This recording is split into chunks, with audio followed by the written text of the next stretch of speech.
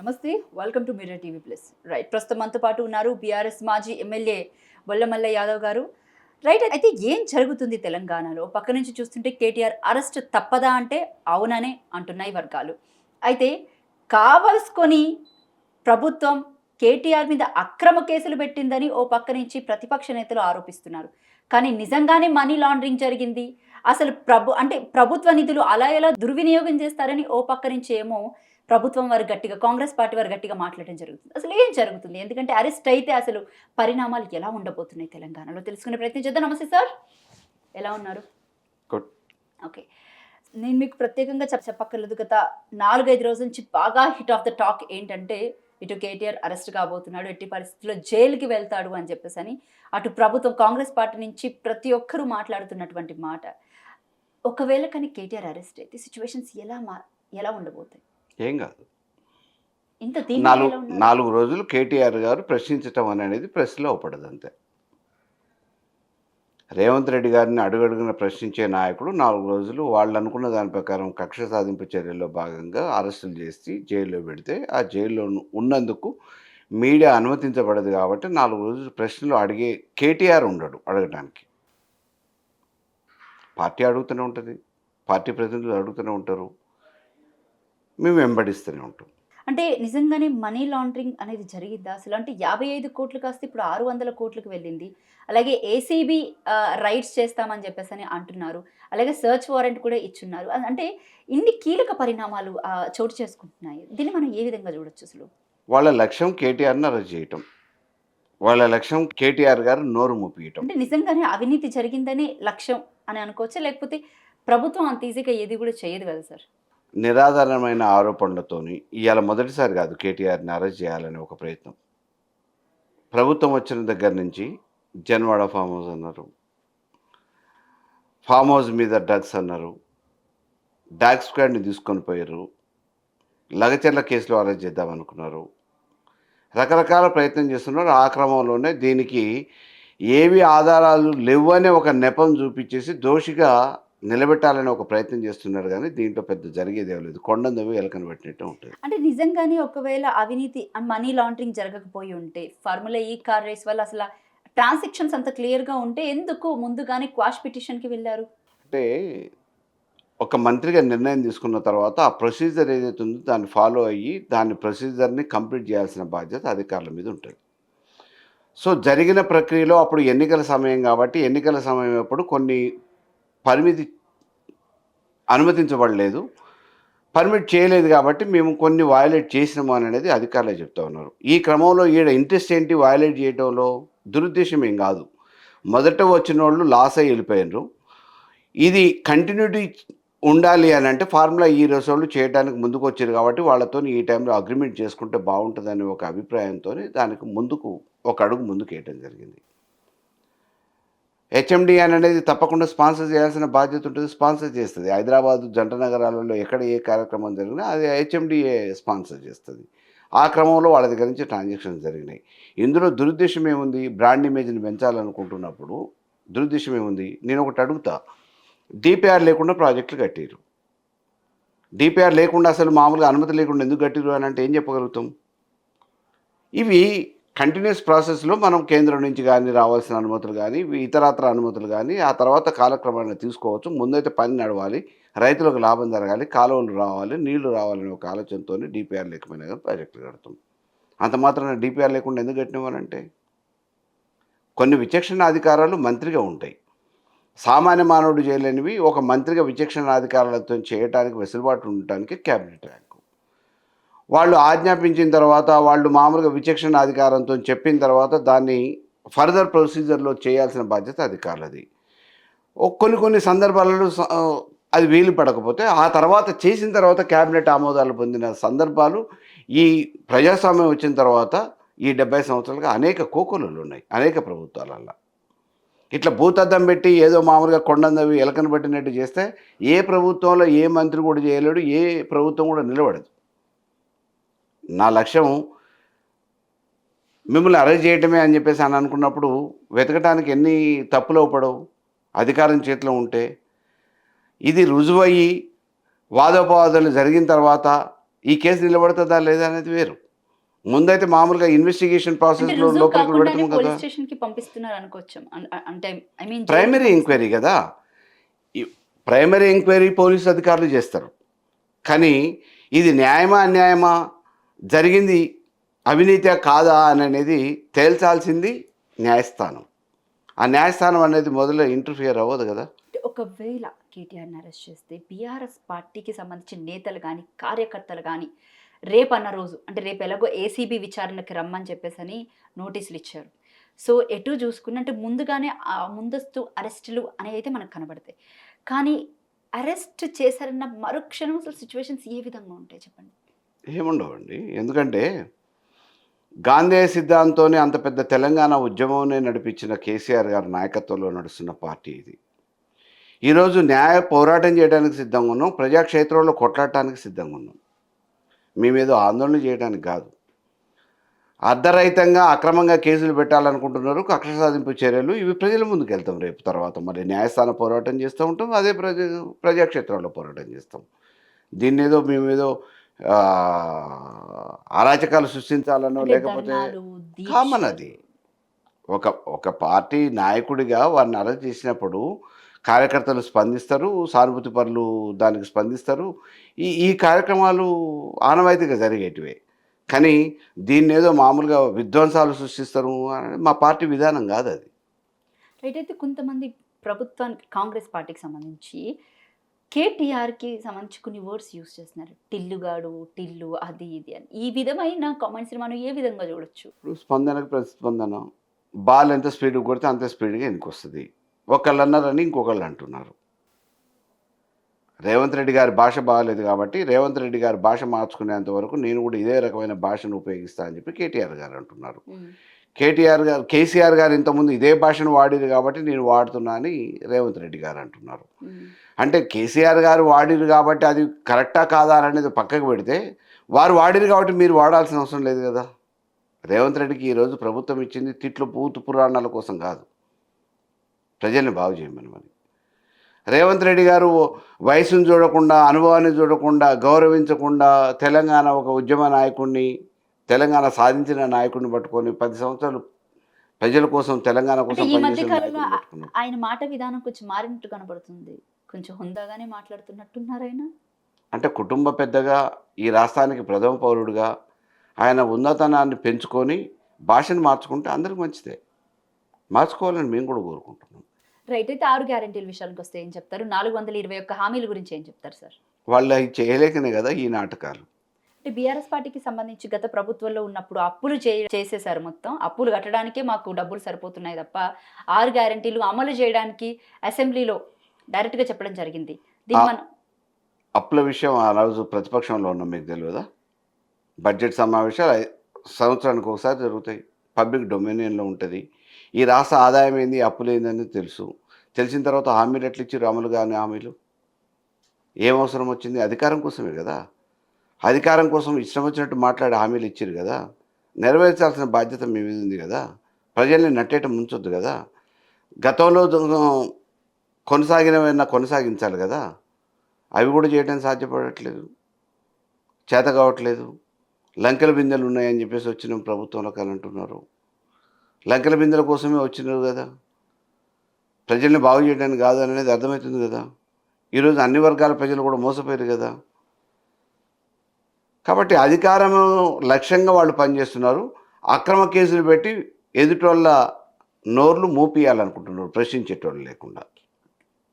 Right sir. అయితే ఏదైతే కుల గణన సర్వే ఉందో అది ఇంకా దాన్ని కంటిన్యూ చేస్తూనే ఉన్నారు. దీన్ని మనం ఏ విధంగా చూడొచ్చు? అంటే ఈ కులగణన సర్వే విషయానికొస్తే బీసీలకి అంటే ఫస్ట్ కులగణన చేయాలి అని నినాదం ఎత్తుకుంది బీసీలు.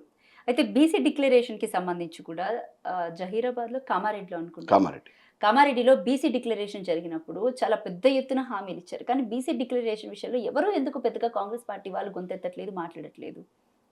నేనేమంటుంటే బీసీ డిక్లరేషన్ ఓట్ల కోసమే ఇచ్చారు. ఓటు బ్యాంక్ రాజకీయాల కోసమే. హ్మ్. ఎన్నికలకు ముందే బీసీ డిక్లరేషన్ కామారెడ్డిలో జరిగింది. హ్మ్. ఎంతమంది బీసీలకు టికెట్లు ఇచ్చారు? ఆ రోజు కాంగ్రెస్‌లో పనిచేసిన బీసీలు లేరా? ఎంతమందికి టికెట్లు ఇచ్చారు? ఇద్దరిని ఇద్దరు బీసీలనైతే మంత్రి పదవిలో ఉంచారు గదా! టికెట్లు ఎంతమందికి ఇచ్చారు? హ్మ్.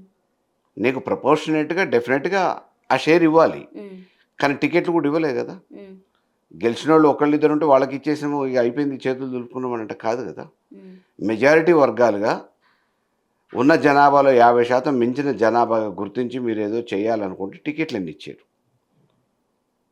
ముందే కదా, ఎన్నికల కంటే ముందే కదా బీసీ గురించి మాట్లాడింది. సరే అయిపోయినాయి ఎన్నికలు, క్యాబినెట్ అయిపోయింది. ఆ తర్వాత ఆయన నామినేటెడ్ పదవులలో ఎంతమందికి అవకాశాలు ఇచ్చారు బీసీలకి? మీరు రిజర్వేషన్లు చేస్తే చాలా పుణ్యమే, విగ్రహాలు పెట్టి పూజిస్తాం మేము కూడా. నేను కూడా బలహీన వర్గాలకు సంబంధించిన నాయకుడిగా ఎవరు చేయలేని పని 70 సంవత్సరాలలో మీరు చేసిరని చెప్పేసి ఏ పార్టీకి సంబంధిస్తే ఏముంటుంది, ఒక వ్యక్తిగా మేము కూడా ఆరాధిస్తాం.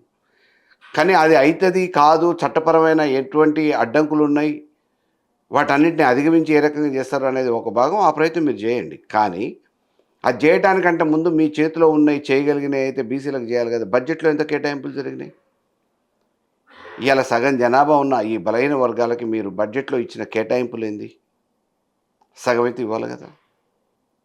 నిజంగా ఆపదలలో ఉన్నోళ్ళు, పేదరికంలో ఉన్నోళ్ళు, ఇబ్బందులు పడుతున్నోళ్ళు, చదువు లేనోళ్ళు, పని లేనోళ్ళు, బాధలు పడుతున్నోళ్ళు, మీకోసం ప్రభుత్వం ఒకటి వస్తే మాకు కొంత మేలైతుందని చెప్పేసి ఆశపడ్డోళ్ళు, ఎదురు చూస్తున్న వాళ్ళందరూ ఈ బలహీన వర్గాల వాళ్ళే కదా. మరి ఆ బలహీన వర్గాల వాళ్ళకి మీరు నిధులు ఏం కేటాయించారు మీ ప్రభుత్వంలో? చదువుకునే విద్యార్థుల కోసం ఏమి ఇస్తున్నారు? చదువుని ఏ రకంగా ప్రోత్సహిస్తున్నారు? కూలినాలు చేసుకున్నట్టు వాళ్ళకి ఇస్తా అని 4,000 ఇస్తా అని మోసం చేయటం సబబేనా? 2,500 మామూలుగా మహిళలకు ఇస్తామని చెప్పేసి చెప్పిండ్రు కదా, నమ్మి ఓటేసారు కదా. అత్తకు కోడలకు పైసలు ఇస్తామంటే 4,000, 2,500, 6,500 వస్తాయి. మా ఆయనకి అగ్రికల్చర్ లేబర్ కింద కూలీలు కూడా పైసలు ఇస్తామనంటే అయ్యొక నెలకి 1,000 రూపాయలు పడితే 12,000 అయితే అన్నీ కలిపితే ఒక 7,000-8,000 రూపాయలు ప్రభుత్వం ఇస్తా అంటుంది. ఇంకా ఎంతో అంతో రెక్కలు సహకరిస్తే, ఆరోగ్యం సహకరిస్తే మేము పని చేసుకుంటే ఇల్లు గడుస్తుంది కదా, ఏమి ఇబ్బంది. మళ్ళీ ఇందిరమ్మ ఇల్లు కూడా ఇస్తా అని అంటారు కదా. ఇక మమ్మల్ని మామూలుగా సుఖపెడతారు అని చెప్పేసి కాంగ్రెస్కి ఓటేశారు ప్రజలు. వాళ్ళకి ఏం చేశారు? ఈరోజు మండి చేసి చూపించారు. పక్కన చెట్టు బీఆర్ఎస్ పార్టీ నేతలు మీ పార్టీకి సంబంధించి ప్రతి ఒక్కరూ మాట్లాడుతున్న మాట దగాబడ్డ తెలంగాణ, దగాబడ్డ తెలంగాణ అంటున్నారు. ఈ మాటకి మీ సమాధానం ఏంటి? దగా చేశారు కదా ఈరోజు. మళ్ళొకసారి దగా పడ్డది తెలంగాణ. ప్రజల్ని నట్టేట ముంచారు, నమ్మించి మోసం చేసారు, గొంతు కోసారు. సమాధానం చెప్పడానికి మీరు మామూలుగా లేక వేరే వేరే కొత్త డైవర్షన్ పాలిటిక్స్ చేస్తున్నారు. కానీ ప్రజలు రేపు కాలం వచ్చినప్పుడు మీకు మూలన కూర్చోబెడతారేమో, కానీ జరిగిన నష్టాన్ని పూడ్చేది ఎవరు? ఈ 5 సంవత్సరాలలో కోల్పోయినవి తీసుకొచ్చేది ఎవరు? అభివృద్ధి ఆగిపోతుంది, లబ్ధిదారులు లబ్ధి జరగక ఇబ్బంది పడుతూ ఉన్నారు, పారిశ్రామికంగా వెనకబడిపోతున్నాం, వ్యవసాయ రంగం పోయింది, నిర్మాణ రంగం పోయింది, రియల్ ఎస్టేట్ రంగం పోయింది, విద్యుత్ కోతలు మొదలైపోయినాయి, నీళ్లు రేపు వస్తాయో రావో తెలియదు, భూగర్భ జలాలు పడిపోతున్నాయి. ఇవాళ గ్రామాలలో మంచినీళ్ళు కలుషితమైపోయి అనారోగ్యానికి గురవుతున్నారు. ఈ సమస్యలకు అన్నిటికి బాధ్యులు ఎవరు? ఈ పాపానికి పరిహారం ఎవరు చెల్లించాలి?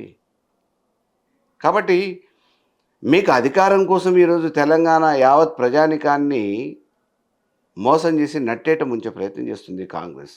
కాబట్టి మేము ప్రశ్నిస్తున్నాం. అటువంటి ప్రశ్నించే నాయకుడు లేకుండా ఉండటం కోసమే కేటీఆర్ మీద అక్రమ కేసులు పెట్టే ప్రయత్నం చేస్తున్నారు. ఒకవేళ జైలుకి వెళ్తే ఎన్ని రోజుల్లో బయటకు రావచ్చు?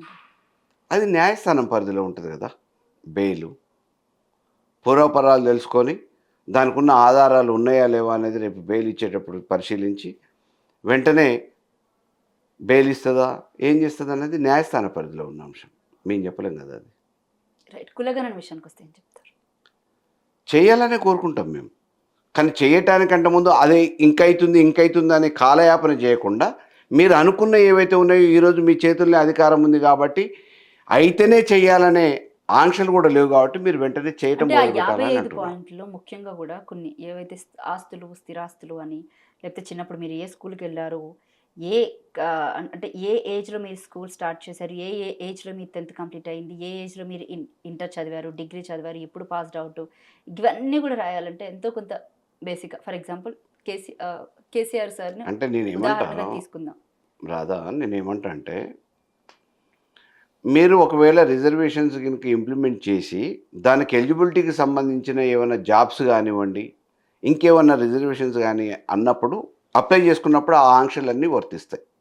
ఆ ఆంక్షలను బట్టే మీరివ్వచ్చు. కానీ ఇప్పుడు మీరు తీసుకొని ఏం చేద్దామనుకుంటున్నారు? వాడేదైనా ఒక కారు కొనుక్కుంటే, ఆ కారు ఉందనే పేరు మీద ఉన్న ఎకరానికో, 2 ఎకరాలకో రైతు బంధు కట్ చేద్దామనుకుంటున్నారు. వాళ్ళ ఇంట్లో పెన్షన్ కట్ చేద్దామనుకుంటున్నారు.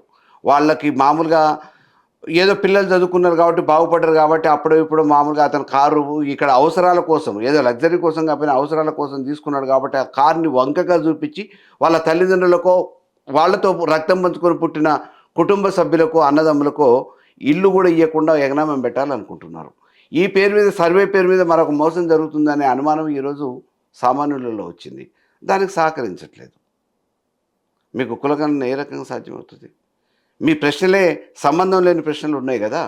ఉద్యోగం అని అనంగానే, ఈరోజు మామూలుగా ఫోర్త్ క్లాస్ ఎంప్లాయీ కూడా ఏదో సాలరీ సర్టిఫికేట్ ఉంటే, నీ ఇంట్లో ఫోర్త్ క్లాస్ ఎంప్లాయీ ఉన్నాడు కాబట్టి పెన్షన్ రాదు, రైతు బంధు రాదు, వచ్చే బెనిఫిట్స్ ఏవి గవర్నమెంట్ నుంచి రావు అనంటే, ఇయాల తల్లిదండ్రులని సాధలేని పరిస్థితులలో ఫోర్త్ క్లాస్ ఎంప్లాయీ ఉన్నాడు. అంటే నువ్వు ఉద్యోగం పేరు మీద ఆ ఇంటికి రావాల్సిన లబ్ధిని పోగొడితే, ఆ తల్లి పరిస్థితి ఏంది? తండ్రి పరిస్థితి ఏంది? వికలాంగులుంటే వికలాంగుల పరిస్థితి ఏంది? పెళ్లి గాని చెల్లె పరిస్థితి ఏంది? కళ్యాణ లక్ష్మి అక్క. ఎన్నో ఇబ్బందులకు గురి చేయాలనే ఒక ఆలోచనతోని ముందస్తు వ్యూహంగా ఇది కాలయాపన చేయడానికి సర్వేల పేరు మీద 55 ప్రశ్నలు పెట్టిర్రు. సంబంధం లేని, పొంతం లేనివి. రైతు భరోసా విషయానికి వస్తే ఏం చెప్తారు సార్? ఎందుకంటే రైతు బంధు కట్ చేశారు. కట్ చేసి రైతు భరోసా 15,000 ఇస్తామని అన్నారు. గత ప్రభుత్వం అంటే మీ హయాంలో వచ్చేసి 10,000 ఇచ్చేవారు. అయితే ఈ 15,000 కాస్త మొన్న రీసెంట్‌గా క్యాబినెట్ సమావేశం పెట్టి 12,000కి మాత్రమే ఇది కట్ ఆఫ్ చేసి పెట్టారు. అంటే దీన్ని ఏ రకంగా చూసారంటే మిగతా 3,000 ఎందుకు కట్ ఆఫ్ చేశారు అసలు? అసలు ఈ ప్రభుత్వం ఏర్పడ్డ తర్వాత రబీ, ఖరీఫ్ 2 పంటలు పోయినాయి. ఈ రెండిటికి పైసలేయలే. హ్మ్. స్టార్టింగ్ ఏసినప్పుడు మామూలుగా ఎకరానికి 2 ఎకరాలకు 3 ఎకరాల చొప్పున కొంతమందికేసిర్రు. హ్మ్. హ్మ్. సంపూర్ణంగా రాలే. 2.5 ఎకరాలు, 3 ఎకరాల లోపల. సంపూర్ణంగా రాలే. హ్మ్. హ్మ్. రైతులకు అందరికి రాలే. హ్మ్. రెండో పంటకు అసలు రాలేదు. హ్మ్. ఇది మూడో పంట. హ్మ్. ప్రారంభం. హ్మ్. మీరు 15,000 నుంచి 12,000 అన్నారు. హ్మ్. ఆ 12,000కు కూడా మెలికలు పెట్టే ప్రయత్నం చేస్తున్నారు. హ్మ్. ప్లాట్‌లంటున్నారు, గుట్టలంటున్నారు, రాళ్ళంటున్నారు, రప్పలంటున్నారు. హ్మ్. వీటన్నిటికి గత ప్రభుత్వం చేసింది. హ్మ్. అప్పుడు ఆ గత ప్రభుత్వంలో అన్ని పార్టీలోళ్ళయి ఉన్నాయి గదా!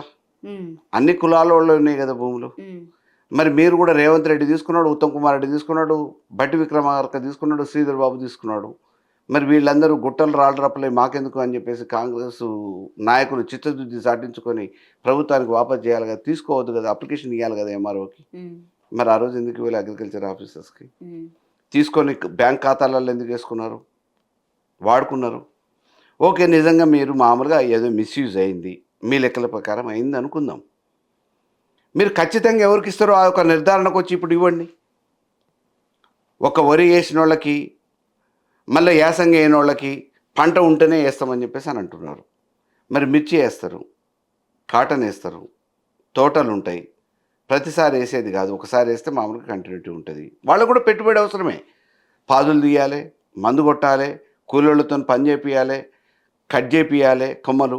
వీటన్నిటికి కూడా పెట్టుబడి అవసరమే ఉంటది రైతుకి. మీకు తోట ఉంది కాబట్టి ఇయ్యం. మిర్చి ఉంది కాబట్టి రాదు రెండో పంటకి. మీకు 5 ఎకరాలు సీలింగు. ఏదో ఒక క్లారిటీ ఉండాలి గదా! 2 పంటలు మామూలుగా 2 పంటలు ఏసేటివి ఉంటాయి. ఒక పంట ఏస్తే మామూలుగా ఆయనకి సంవత్సరానికి సరిపోయే తిండి గింజలొస్తాయో రావో, కుటుంబ పోషణకి, పిల్లలకి, చదువులకి, పెళ్ళిళ్ళకి సరిపోయే పైసలొస్తాయో రావో. మీరు ప్రభుత్వంగా ఏదో రకంగా అదనంగా ఆదుకోవటం కోసం గదా ఇది రైతు బంధు. పెట్టుబడి సాయం కోసం గదా! ఇటువంటి వాటిని మీరు తిరకాసులు పెట్టి, ఇవ్వలేక, ఏదో ఒక మామూలుగా ఆడలేక మధ్యల దరువు మాదిరిగా వంకలు పెట్టే ప్రయత్నం చేసి, ఏదో రకంగా ఎగనామం పెట్టే ప్రయత్నం చేస్తుంది తప్ప, ఇందులో వాళ్ళకి చిత్తశుద్ధి లేదు అనేది ముమ్మాటికి వాస్తవం. రైతు రుణమాఫీ విషయానికొస్తే దాదాపు చాలా మందికి ఇంకా కాలేదని నేను ఊర్లో వెళ్తే నాకు రీసెంట్‌గా తెలిసింది. ఫర్ ఎగ్జాంపుల్ కాళేశ్వరం దగ్గర ఉన్నటువంటి ఇప్పుడు ఇసుక మాఫియా ఏదైతే అక్కడ నడుస్తుందో బేసిక్‌గా అక్కడ టెండర్‌లతోనే ఆ ఇసుక దందా అనేది నడుస్తుంది. ప్రభుత్వమే టెండర్‌లు తీసుకొచ్చింది.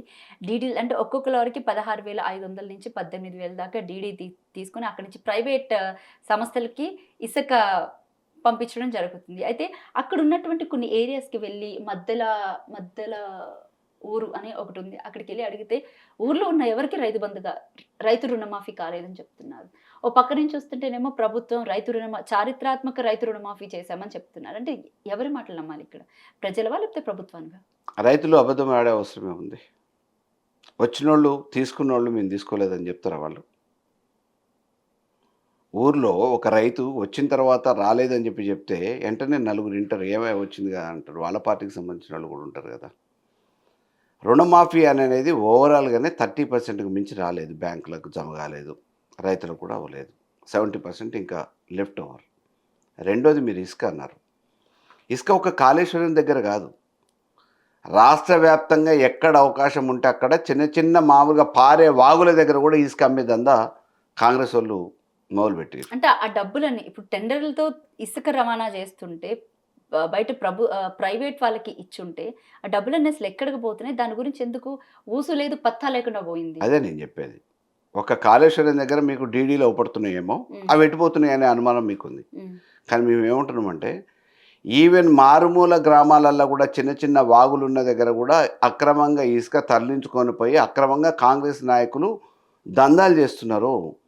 దానికి తెరలేపిర్రు.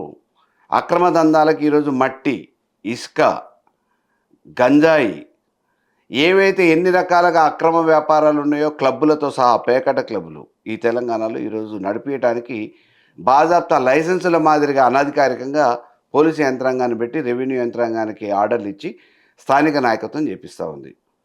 ఈ రాష్ట్రాన్ని పట్టపగలు దొంగలు దోసుకుంటున్నట్టు ఈరోజు కాంగ్రెస్ నాయకులు దోసుకుంటున్నారు.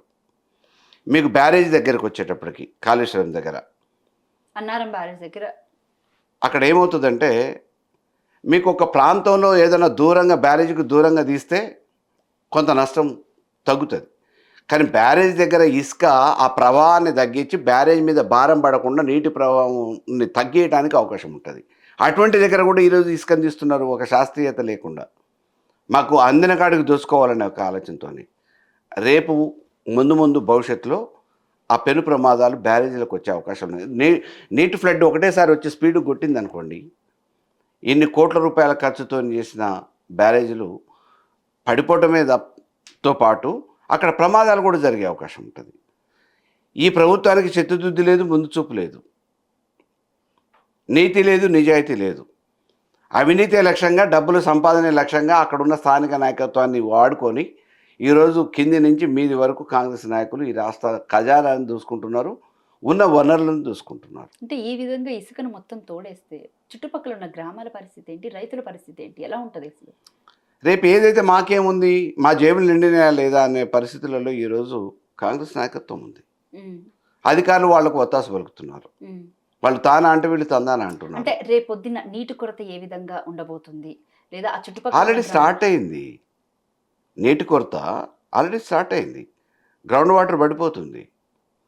మొన్న అదృష్టవశాత్తు వర్షాలు వచ్చినాయి. చెరువులు మేము మిషన్ కాకతీయ పేరు మీద చెరువులు పొడిక తీపించినాం కాబట్టి వాటర్ ఆగిపోయింది.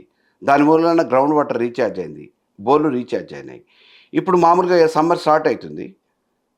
వాటర్ డ్రాట్ స్టార్ట్ అయిపోయింది. మీకు కొన్ని ప్రాజెక్టుల నుంచి నీళ్ళే రావట్లేదు. రైట్. అయితే ఇంకా మీ నియోజకవర్గానికొస్తే ఏం చెప్తారు? ఉత్తమ్ పద్మావతి రెడ్డి ఏ విధంగా ఆవిడ పాలన కొనసాగిస్తున్నారు కోదాడలోని? అప్పుడు ఓట్లు అవసరం కాబట్టి వాళ్ళిద్దరు ప్రచారానికి వచ్చారు. ఇవాళ ఓట్లు అయిపోయినాయి, గెలిచిరు కాబట్టి అక్కడ ప్రజలకు ఏదైనా అవసరం ఉంటే, ఆపద ఉంటే వాళ్ళు హైదరాబాద్కు రావాలి. ఇప్పుడు ప్రజలు హైదరాబాద్‌కి రావాలి. అప్పుడు వాళ్ళ అవసరానికి ఓట్ల కోసం వాళ్ళు వేయరు కోదాడు. ఈరోజు కోదాడు ప్రజలకు ఏదైనా అవసరమైతే ఉత్తరమో పత్రమో ఏదైనా మామూలుగా అధికారికంగానో ఎవరికైనా చెప్పాల్సి ఉంటుంటే, ఎవరికి అవసరం ఉంటే వాళ్ళు ప్రజలు ఈరోజు హైదరాబాద్ రావాలి. అది నేటి పరిస్థితి. ఓకే. అంటే ఈ 6 గ్యారంటీల విషయానికి లేకపోతే ఇవన్నీ అంటే ప్రస్తుతం జరుగుతున్నటువంటి ఏదైతే సినారియో ఉందో ప్రజలంతా మీ దగ్గరకొచ్చి ఎవరైనా విన్నవించుకుంటున్నారా అట్‌లీస్ట్? ప్రజలు ఈరోజు మా దగ్గరకు వస్తుర్రో రావట్లేదు కానీ మేము గ్రామాలలో తిరుగుతున్నప్పుడు మాత్రం చెప్తూనే ఉన్నారు. అనేక డెవలప్మెంట్ రకమైన పరంగా అంటే ఎలా సమస్యలు. ఉంది? డెవలప్మెంట్ పరంగా అంటే ఏం చెప్తారు అసలు కోదాడలో? ఎందుకంటే మీరున్నంత వరకు కూడా ఎంతో కొంత రోడ్లు పడ్డాయని, లేకపోతే మిగతా అన్నీ కూడా మాట్లాడుకుంటూ వచ్చారు. అయితే మీ గురించి నేను ఉత్తమ్ పద్మావతి రెడ్డిని ఇంటర్వ్యూ చేసినప్పుడు మాత్రం కొన్ని ఆరోపణలు చేశారు ఆవిడ ప్రత్యక్షంగా నా ముందు. మీరేం చెప్తారు వాటి గురించి? ఇప్పుడు ఆరోపణలు డిమాండ్ చేయటం, అండ్ సప్లై. ఇప్పుడు ఏదో ఒక నాయకురాలుగా అధికారంలో ఉన్నోళ్ళ మీద ఆరోపణలు చేయటం అనేది కాకుండా హ్మ్. ఆధారాలతో చెప్తే బాగుంటుంది. హ్మ్. నేను చెప్తున్నా ఇవాళ మట్టి దందా నడుస్తుంది ఉత్తమ్ నాయకత్వంలో, హ్మ్. ఇసుక దందా నడుస్తుంది, కోదాడలో జరుగుతుందా? గంజాయి వ్యాపారం నడుస్తుంది, కోదాడలో జరుగుతుందా? పేకాటలు నడుస్తున్నాయి. కోదాడలో జరుగుతుందా? కోదాడు హుజూర్నగర్ గురించే చెప్తున్నా నేను. ఆ! మీ దగ్గర ఉన్నాయా సాక్ష్యాలు? నాకివ్వండి. నేనేం రోజు చెప్తాను. పత్రికలలో వస్తున్నాయి, రోజు పేపర్ కటింగ్స్ మీకు పెడతా, మీరు వీడియోలు, మీరు కెమెరా తీసుకొని వస్తే నేను అన్ని చూపిస్తా. హ్మ్. రోజు పేపర్లలో వస్తూనే ఉన్నాయి. హ్మ్. ఆ పేపర్ కటింగ్స్ అన్ని మీకు పెడతా. హ్మ్. మీరు కెమెరా తీసుకొని వస్తే మీ కెమెరాలన్నీ చూపిస్తా. హ్మ్. రైట్. అయితే త్వరలో పేకాట క్లబ్బులు నడుస్తున్నాయి, హ్మ్. గంజాయి వ్యాపారం నడుస్తుంది, హ్మ్. మట్టి దందా నడుస్తుంది, ఇసుక వ్యాపారం నడుస్తుంది. ఎవరికి అందిన కాడికి వాళ్ళు దోసుకుంటున్నారు. ఆ దోసుకోవడానికి లైసెన్సులు వీళ్ళు హైదరాబాద్లో కూర్చొని ఉత్తమ్ పద్మావతి ఇద్దరు కూడా లైసెన్సులు ఇస్తున్నారు. మా పరిధిలో మేము చూసుకుంటాం, మీ పరిధిలో మీరు చూసుకోండి. మంత్రిగా నాకు అవకాశం వచ్చింది, సివిల్ సప్లైస్ నేను దోసుకుంటా అని చెప్పేసి 2000 కోట్ల స్వాహా చేసిండు. ఈరోజు ఆడ లస్కర్ పోస్టులు అమ్ముకుంటున్నారు. కెనాల్ మీద దాదాపుగా 20 సంవత్సరాలుగా లిఫ్ట్ల మీద పనిచేసే లస్కర్లు ఎవరైతే ఉన్నారో, కాలువల మీద నీళ్లు పెట్టేటోళ్ళు ఉన్నారో, ఇదే వృత్తి మేము చేసుకుంటున్నాం అని చెప్పేసి వయసు ఉడిగిన వాళ్ళు ఎవరైతే ఉన్నారో వాళ్ళని కాదని చెప్పేసి 1,50,000 2 లక్షల రూపాయల కక్కుర్తి కోసం ఇవాళ 300 పోస్టులని 6 కోట్ల రూపాయలకు అమ్ముకున్న మహానుభావుడు ఉత్తమ్ కుమార్ రెడ్డి. బహిరంగ రహస్యం. మున్సిపాలిటీ కోదాడు బాగుండాలనే ఆలోచనతో మేము అవుట్సోర్సింగ్లో 70 మంది కార్మికుల్ని రిక్రూట్ చేస్తే 70 మందికి ఆ రోజు మామూలుగా జీతాలు ఇచ్చుకుంటూ వస్తే, మా అధికారం పోయిన తర్వాత వెనువెంటనే కాంగ్రెస్ రాగానే వాళ్ళ దగ్గర నుంచి ఒక్కొక్కళ్ళ దగ్గర 2 లక్షల నుంచి 4 లక్షల రూపాయలు ఒక్కొక్క వర్కర్ దగ్గర వసూలు చేసి, ఆ వసూలు చేసిన తర్వాత ఇంతవరకు జీతాలు ఇవ్వకుండా ఇటు వడ్డీ భారం వాళ్ళ మీద పడేటట్టు చేసి, అప్పుల పాలు చేసి, ఇవాళ జీతాల నుంచి ఆ ఉద్యోగాల నుంచి కూడా పక్కకు నెట్టేసారు. ఇంత అవినీతి బహిరంగంగా జరుగుతుంది. ఆ మున్సిపల్ కార్మికులు రోడ్డు మీదకి వచ్చి ధర్నాలు చేసారు. లస్కర్లు ఇవాళ తాళాలు వేసారు కాలువలకి. ఒక్కళ్ళు మందులిచ్చే పరిస్థితి లేదు. మరి ఈరోజు నేను అవినీతి చేసినా అని చెప్పి ఆ రోజు అధికారంలో ఉన్నోళ్ళు, ఈరోజు నేను అధికారంలో లేను కదా, ఒక్కటి చూపించాలి నేను పలాని విషయంలో అని. నేను ఆధారాలతో చెప్తున్నా, తీసుకున్న విషయాలే చెప్తున్నా. అసలు మీరు నియోజకవర్గంలోనే ఉండరు అని ఆవిడ కామెంట్ చేశారు అసలు. అది ఆమెను కంటే ప్రజలను అడిగితే బాగుంటుంది, నేను ఉంటానా ఉండనా అనేది. రైట్. సో లాస్ట్ అండ్ ఫైనల్‌గా ఒకటి అడుగుతున్నాను సార్. అల్లు అర్జున్ విషయానికొస్తే ఏం చెప్తారు? ఎందుకంటే గత నెల రోజుల నుంచి అల్లు అర్జున్ గొడవ కంటిన్యూస్‌గా నడుస్తూనే ఉంది. ఓ పక్క నుంచి చూస్తుంటే. ఎందుకంటే ఆ విషయాన్ని ఇంకా లాగుతూనే ఉన్నారు. దాని తర్వాత చాలా ఇన్సిడెంట్స్ మళ్ళీ సీఎం పేరు మర్చిపోవడం చాలా మంది జరిగింది. అది మీడియా పరంగా బయటకొచ్చింది. అంటే ఎటు చూసుకున్నా ఈ టాపిక్‌ని ఇన్ని రోజులు నడపడం అనేది కరెక్టే అంటారా మీరు? నేను ఒక ముఖ్యమంత్రి అని అనేటి ఆయన ఉన్నా, నా పొడుగెంత, నా కలర్ ఏంటి అని అనేది కాకుండా, నేనున్నా అనే విషయాన్ని మర్చిపోతావా అని చెప్పేసి గుర్తు చేయడానికి అరెస్ట్ చేశారు. మా పవర్ ఇది. అంటే ప్రజలకి రాష్ట్ర వ్యవస్థల మీద గౌరవం లేదు. ప్రతి ఒక్కరికి గౌరవం రావాలి, తేవాలి అని ఒక కామెంట్ చేయడం జరిగింది. అసెంబ్లీలో స్వయంగా సీఎం అయ్యుండి ఆయన అసెంబ్లీలో ఈ విధమైన కామెంట్ చేయడం, దాని గురించి అసలు ఏ విధంగా మాట్లాడొచ్చు? అలాగే చట్టం ఎవరికీ చుట్టం కాదు. ఇప్పుడు అదే మాట కేటీఆర్‌కి కూడా వర్తిస్తుందా? మేము కూడా అనట్లే కదా, మాకు చుట్టం అన్నట్లే మేము. చట్టాన్ని గౌరవిస్తాం, హ్మ్. న్యాయాన్ని గౌరవిస్తాం. కానీ సినీ ఇండస్ట్రీ గుప్పిట్లో పెట్టుకోవటానికి చేసిన ప్రయత్నంలో భాగంగా రాష్ట్ర ప్రభుత్వ వైఫల్యాన్ని కప్పిపుచ్చుకోవటానికి A11గా ఉన్న అల్లు అర్జున్ని అకారణంగా అరెస్ట్ చేసిరు అనేది మాత్రం మేము చెప్పదలుచుకున్నాం. అంటే ఈ కేస్‌కి సంబంధించి అసలు ఏ1 ఎవరు? ఏ2 ఎవరు? మిగతా ఏ10 ఎవరు? అనేది ఇప్పటివరకు బయటికే రాలేదు.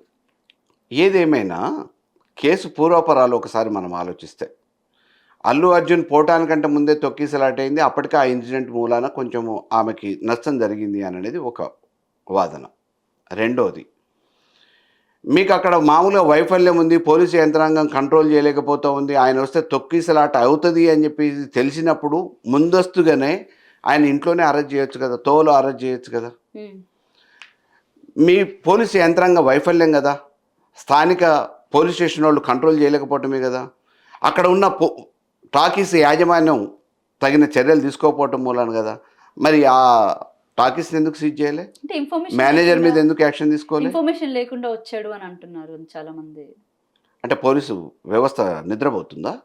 No comments. ఇక్కడికి వస్తారని చెప్పేసి తెలుసు కదా, ఆల్రెడీ డిసైడెడ్ ప్రోగ్రామ్ కదా. ఒక యాక్టర్ వస్తే సహజంగానే మామూలుగా రష్ ఉంటుంది అనేది ఆలోచిస్తాం కదా. రోడ్ షో కూడా చేశాడు అని అంటున్నారు పక్క నుంచి. కోర్స్ ట్రాఫిక్ జామ్ అయింది, ఆయనకు పర్మిట్ ఉందా లేదా, పర్మిషన్ లేనప్పుడు మీరు రోడ్ షో అనగానే కార్యక్రమంగానే ఆడనే అరెస్ట్ చేయాలి కదా. మీ ప్రభుత్వ అనుమతి లేకుండా రోడ్ షో చేస్తే దానివల్ల అంతరాయం ప్రజలకు ఏర్పడుతున్నప్పుడు you should have taken him to custody. అక్కడ దాకా ఎందుకు రానిచ్చారు? ఇది ఎవరి వైఫల్యం? డెఫినెట్గా ప్రభుత్వ వైఫల్యం, పోలీసు వైఫల్యం. దాన్ని ఎవరినో నిందిస్తే ఎట్లా? ఒక విధంగా అల్లు అర్జున్ అరెస్ట్ అవ్వడానికి రీజన్ కేటీఆర్ అని కూడా అంటున్నారు. ఒక టీవీ ఛానల్కి ఇచ్చిన ప్రత్యేక ఇంటర్వ్యూలోని సీఎం పేరు హీరోకే గుర్తులేదు, ఇంకా ప్రజలకు ఎలా గుర్తుంటుంది అని చెప్పేసి అని ఆయన మాట్లాడడం జరిగింది. నన్ను ఆయన పేరు మర్చిపోయినందుకు నన్నే మర్చిపోతావా అనే దాంతో అరెస్ట్ చేసిండ్రు అని చెప్పారు. ఒక మామూలు వాళ్ళకు గుర్తున్నట్టం కాదు. నిన్నగాక మొన్న కూడా ఎక్కడో చూసినండి సన్నివేశంలో, అది సినీ ఇండస్ట్రీకి సంబంధించింది కాదు. గౌరవంగా వారిని ఎక్కడో ముఖ్యమంత్రి గారిని పిలిచిన తర్వాత వేదిక మీదకి ఆహ్వానించే అతనే కిరణ్ కుమార్ రెడ్డి గారని సంబోధించారు. Baladitya, I don't remember his name, but Baladitya yeah incident occasion ఎక్కడ కూడా తెలియదు, but I seen in social media. So మరి ఆయన ఏం చేస్తారు ఇప్పుడు? పర్టికులర్గా పిలిచారు కదా, సందర్భంగా అకేషన్కి పిలిచారు కదా, ముఖ్యమంత్రి హోదాలో పిలిచారు కదా. కిరణ్ కుమార్ రెడ్డి కూడా స్పందించడం జరిగింది. సీఎం పేరు అట్లెట్లా మర్చిపోతారు, మేమే ఎక్కడికైనా సభలకు వెళ్ళినప్పుడు ఎంపీగా నేను ఏదైనా సరే మాట్లాడినప్పుడు 1కి 10 సార్లు రాసుకొని మేము చూసుకొని మాట్లాడతాం, వాళ్ళైనా సరే చూసుకోక్కర్లేదా అని చెప్పేసి మాట్లాడడం జరిగింది. ఆయన రీసెంట్గా నిన్ననే వీడియో రిలీజ్ చేశారు. మరి ఏం చేస్తారు? హ్యాంగ్ చేస్తారేమో. అల్లు అర్జున్ మర్చిపోయినందుకు జైలుకు పంపించారు. ఇతనికి శిక్ష మరి మరణ శిక్ష ఉంటుందా, ఉరి శిక్ష ఉంటుందా తెలియదు. నో కామెంట్స్ సార్ దీని మీద అయితే. రైట్, అయితే ఈ విషయానికి సంబంధించి తెలుగు సినిమా ఇండస్ట్రీ తెలంగాణ నుంచి తరలిపోతుంది అని ఒక పక్క నుంచి బయట బాగా ప్రచారం జరుగుతుంది. ఏం చెప్తారు?